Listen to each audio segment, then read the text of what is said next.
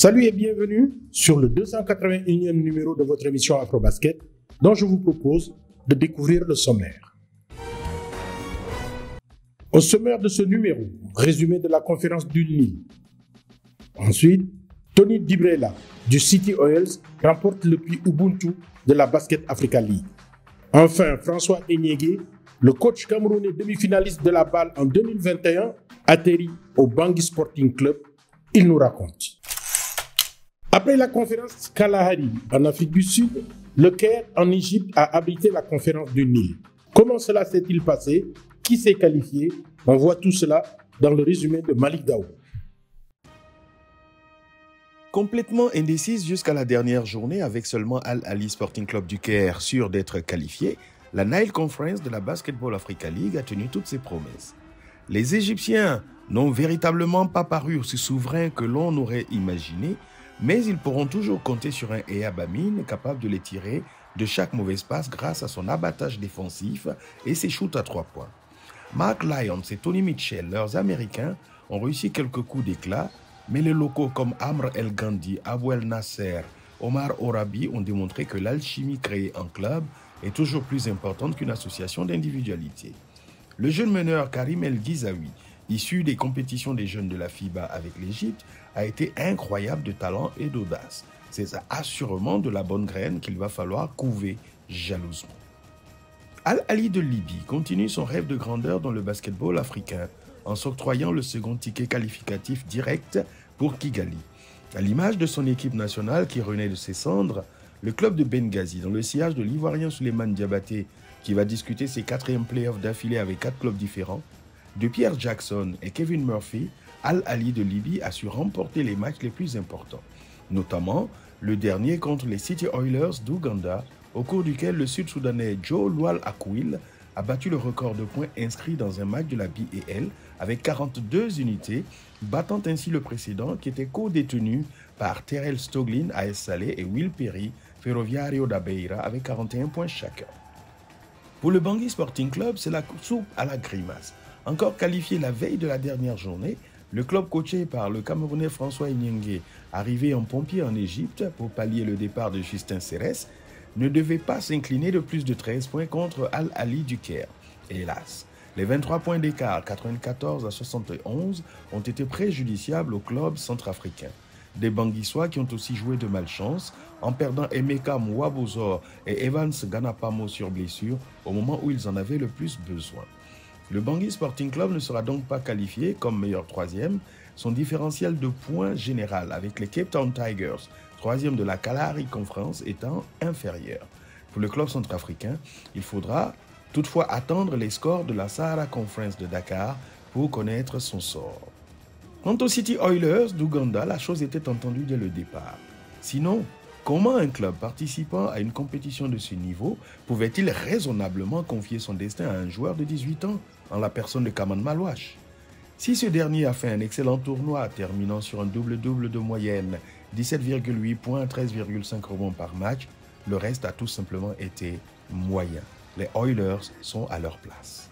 Au total, 5 qualifiés sur 8 sont déjà connus. Rendez-vous à Dakar à partir du 4 mai prochain pour connaître les 3 derniers élus pour les playoffs. Chaque année, la Basket Africa League désigne un joueur qui s'est distingué par ses actions sociales à travers le basket. Pour cette année, le prix a été attribué à Tony Dibrela, un joueur ougandais de City Oils.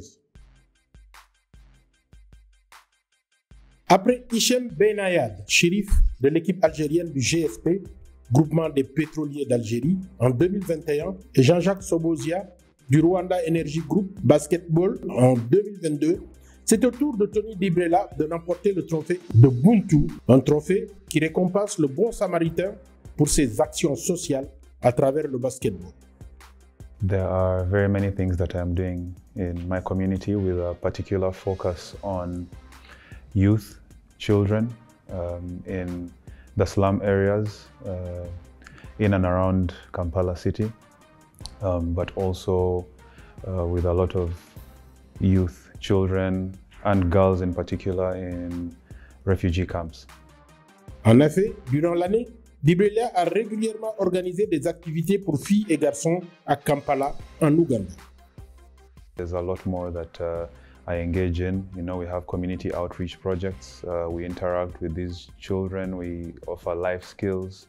We offer support to some of them that are going to school but are struggling to pay for the school. We interact with their families. Some of them come from families that have single mothers. Some of them are teenage mothers. So it's a very broad spectrum. Assistant coach des Angel Basket Club, une équipe professionnelle qui dispute le championnat national, Dibrelia a participé avec son club à des projets et cliniques à travers le pays. I play, of course, professionally, but also back home I offer free basketball clinics for these children in the slums. But as we all know, basketball is very broad, so on top of offering the basketball skill itself, we also do a lot of life sessions, life skills, just interacting with them and just getting engaged with them.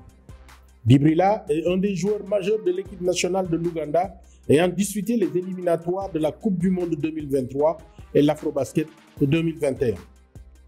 As a basketball player, basketball has done so much for me for so many years now. It has opened so many doors for me.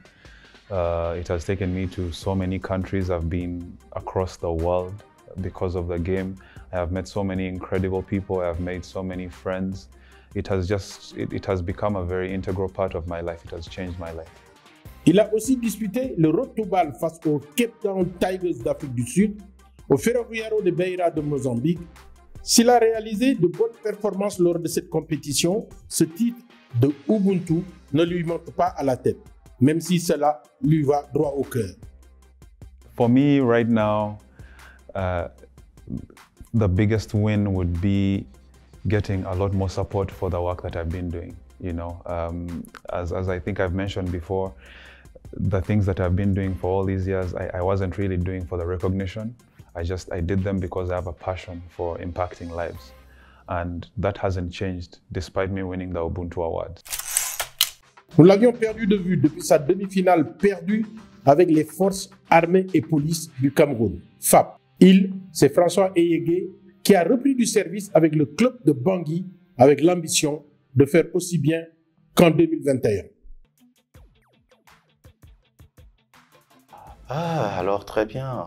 On suit toujours le basketball africain. On a essayé de se qualifier pour la Basketball Africa League 3e édition. On n'a pas réussi. À l'Elite 16, c'était à Abidjan. Et par la suite, il fallait tourner la page de FAP parce qu'on avait d'autres projets. Moi, en l'occurrence, il fallait que je me concentre sur le développement de mes jeunes à l'académie. Il y a eu les qualifs de la BAL 4 avec Bangui Sporting Club. J'ai été sollicité pour assister cette équipe-là en back-office à Yaoundé durant leur préparation et les différentes compétitions. C'est comme ça que j'ai connu la direction de Bangui Sporting Club. On a travaillé et avec le résultat que vous connaissez, l'équipe s'est qualifiée pour sa première participation à la Basketball Africa League. Voilà, je pense que mon travail s'est arrêté à ce niveau. Et puis un matin, je reçois un coup de fil me disant qu'il faut que, si je suis disponible, pour donner un coup de main à cette équipe qui a eu quelques difficultés de préparation et tout. Ma proximité, mon affection pour cette équipe de l'Afrique centrale, j'ai pas beaucoup hésité et puis je rejoins directement l'équipe au Caire. Il fallait tout de suite faire le briefing avec coach Gabin Mariga qui connaît cette équipe comme sa poche et ça a été facile. Vous savez, c'est irréaliste, c'est impensable, mais je pense que l'avantage que j'ai, c'est d'avoir eu à travailler avec ce groupe-là à Yaoundé il y a 6 mois et la facilité que le coach Gabin qui est là m'a offerte également parce qu'avant mon arrivée, on avait quand même tous les détails de préparation et voilà, la compétition a débuté et il faut se lancer tout de suite. Le premier match n'a pas été facile. Avec trop de difficultés, on est tombé sur un très gros morceau d'entrée de jeu. Et puis, bon, une victoire douloureuse hier, mais quand même une victoire déjà contre les Ougandais. Juste, oui, mais je pense que le mérite revient quand même à ces jeunes-là d'abord. Ce n'est pas interdit au basketball d'avoir les coachs qui se relaient pour passer les consignes. Donc, on essaye de le faire ainsi. J'ai toujours eu à travailler avec mes collègues. Je refuse de les appeler assistants. J'ai toujours eu à travailler avec mes collègues de cette façon-là. Parce qu'on n'a pas le monopole du savoir. Il y a des situations précises où souvent on ne maîtrise pas, où on est peut-être un peu plus emporté par le jeu. C'est-à-dire 2 ans après, on a l'impression que les attaques sont devenues meilleures. Peut-être la défense est devenue faible, mais on se rend compte qu'il y a les scores se rapprochent un peu des scores NBA. On se rend compte que la professionnalisation est en marche malgré tout. Et on se rend également compte que malgré tout, le basketball africain, il avance à grands pas et toutes les caméras sont braquées sur nous. Oui, j'ai eu la chance, la grâce de participer à 2 Summer League. En 2022 déjà, j'étais avec les Milwaukee Bucks. En 2023, j'étais avec les Orlando Magic. C'est un plus, un bonus. C'est vrai, c'est un milieu professionnel, ça n'a rien à voir avec notre environnement, mais au moins on tombe sur des facilités, on arrive à coacher à travers le numérique, on arrive à échanger avec d'autres encadreurs mieux outillés et on arrive également à implémenter cela dans nos différentes équipes nationales qu'on a eu la chance d'avoir pour l'Afro, Chan et autres. Donc c'est bénéfique et je le souhaite à tous les coachs africains au moins de participer une fois à ce genre de stage. Voilà, Afrobasket, l'émission c'est fini. Place pour votre prochain numéro à la conférence du Sahara à Dakar. Restez fidèles à la suite de nos programmes.